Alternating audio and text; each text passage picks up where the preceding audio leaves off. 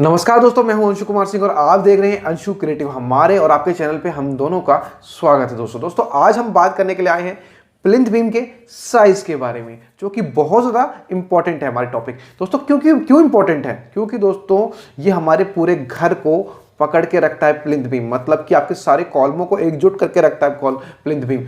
जैसे हमारी ये उंगलियां हैं, अगर ये हथेली यहाँ नहीं होगी तो ये बिखरे हुए रहेंगे उंगलियां हमारी, मगर ये हथेली को जोड़ के रखती हैं, तो इसलिए ये प्लिंथ बीम भी ऐसा ही काम करती हैं। प्लस प्लिंथ बीम का साइज उतना ही इंपॉर्टेंट हो जाता है दोस्तों, जैसे कॉलमों का साइज इंपॉर्टेंट हो जाता है।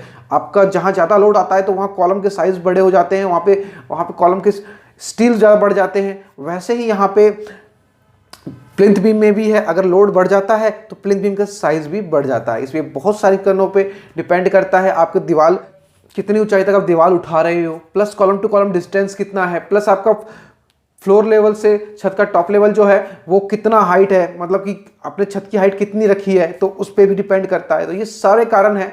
प्लस प्लिंथ बीम आपका कहाँ डलता है? प्लिंथ बीम आपका डलता है आपके प्लिंथ लेवल पे, जब आपका फाउंडेशन उठा के लेकर के आते हो, जो आपका ग्राउंड के पास प्लिंथ लेवल आता है, जो वहाँ प्लिंथ बीम डालते हो आप। और प्लिंथ बीम का सबसे बड़ा काम ये होता है कि ये आपके सारे कॉलमों को एकजुट करके रखता है, ये फैलने नहीं देता आपके फाउंडेशन को।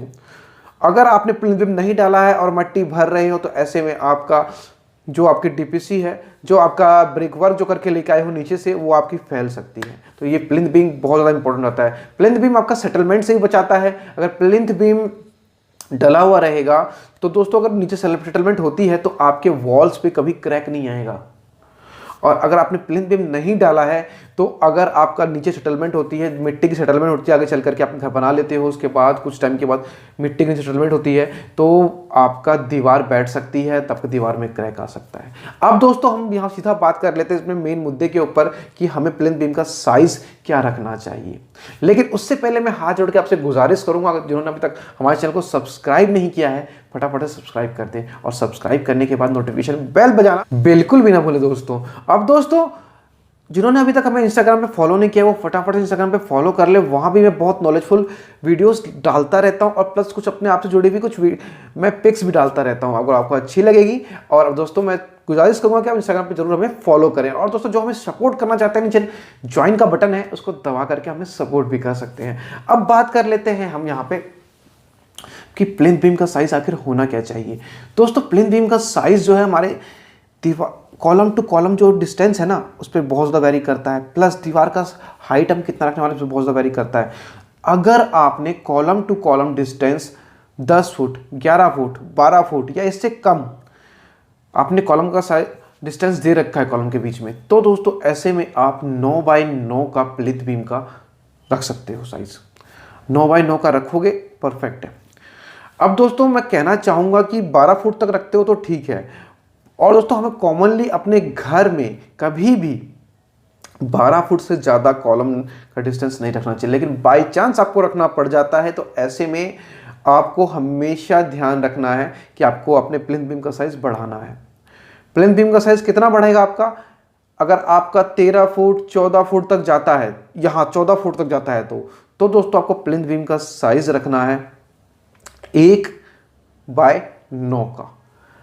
दोस्तों ये साइज जरूर रखें। और प्लस अगर आपका ग्राउंड लेवल से, मतलब फ्लोर लेवल से आपको छत का हाइट अगर 3 मीटर, मतलब कि 10 फीट के आसपास तक है, तो आप ये साइज यूज कर सकते हो। प्लस अगर आपका कॉलम का डिस्टेंस जो है वो और ज़्यादा बढ़ जाता है, 15 फुट 16 फुट, प्लस छत की हाइट बढ़ जाती है, मतलब कि वो 3 मीटर से ज़्यादा बढ़ जाती है, जहाँ पे आपका 12 फुट 13 फुट बढ़ जाती है, तो ऐसे में आप हमेशा यूज़ करोगे 1.5 बाई 9 का प्लिंथ बीम का साइज़।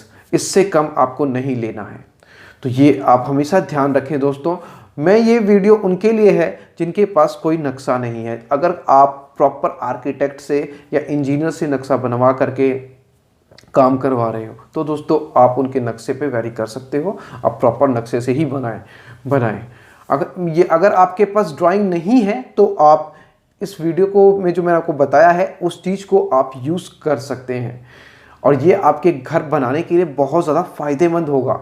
आप कोशिश करिए कि यही प्लिंथ बीम का साइज़ दीजिए, जो आपके लिए बेहतर होगा आपके घर के लिए। और प्लिंथ बीम दोस्तों घर बनाते टाइम पे ज़रूर दें।